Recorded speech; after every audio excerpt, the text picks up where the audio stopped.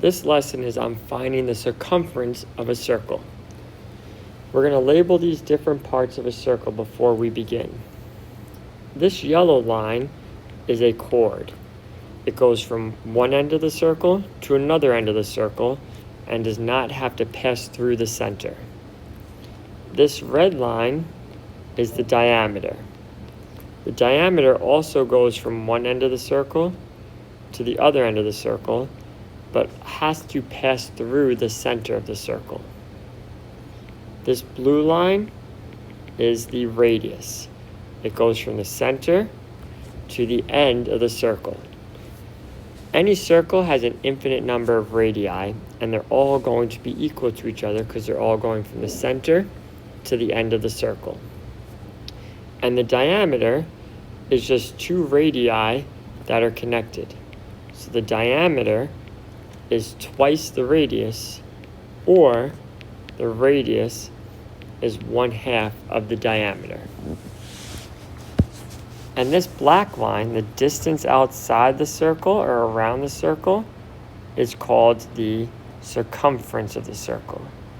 The circumference is just the perimeter of the circle. There's two formulas for the circumference we need to know. The first formula is pi times the diameter, or we have 2 pi times the radius. These are the two circumference formulas that we need to use. Find the exact circumference of the given circle. When they're looking for the exact circumference, that means we're going to leave our answer in terms of pi. This 5 goes from the center to the end, so that means my radius is 5. So I'm going to use my radius formula, which is c equals 2 pi r. So we have 2 pi, and my radius is 5. So I can multiply 2 and 5, and I'm left with c is equal to 10 pi, and I have to include my units, so I have inches. So the circumference is 10 pi inches. Another way they could ask us to answer the problem is to use 3.14 for pi. When that's the case, all we do is replace pi with 3.14. So we have c equals 10 times 3.14, which is 31.4 inches. And the last way they could ask us to solve this problem is by just saying to round to a number. In this case, we're going to use the pi button on the calculator. And then, once we use the pi button in the calculator, then we are going to round our answer. So in this case, we have the circumference is 10 times pi. Using my calculator, I get that 10 times pi is 31.415954. And rounding that to the nearest tenth, the 4 is in the tenths place. After the 4 is a 1. So this is going to stay as 31.4 inches.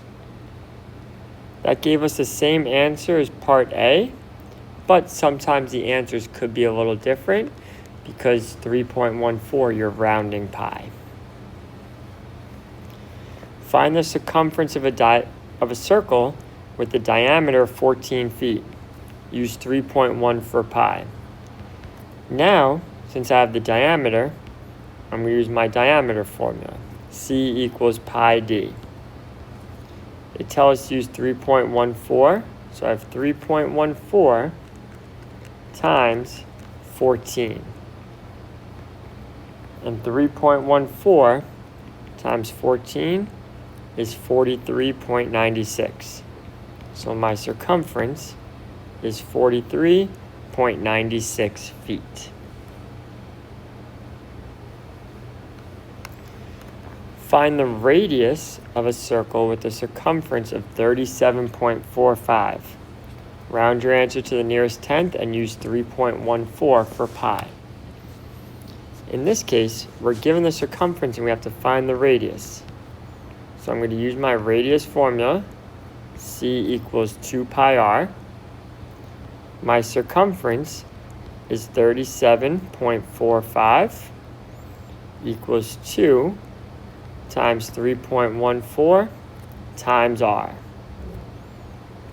Now this is just an equation to solve, so I'm going to simplify the right side by multiplying 2 and 3.14 to give me 6.28 r. And then I'm going to divide both sides by 6.28. 37.45 divided by 6.28 gives me 37.9966. And it says to round to the nearest tenth. In this problem, 9's in the tenths place. After the 9 is a 9, so it's going to round up to 10. So I'm going to increase this whole number to 38. And since I have to round to the tenths place, I need a number in the tenths place. So I'm going to have 38.0 is my radius. Find the distance around this figure. Use 3.1 for pi. I notice this is a half circle. So in order to find the distance, I can imagine that it's a full circle there and find the circumference. This 3 is the radius, so I'm going to use my formula c equals 2 pi r. So I have 2 times 3.14 times 3. So when I multiply that, I end up with the circumference is about 18.84. But now this is a half circle, so I have to take that 18.84 and divide it in half because it's a semicircle or a half circle. So I have 9.42 centimeters, which gives me this distance around the curved part of this figure. But I'm missing this bottom part.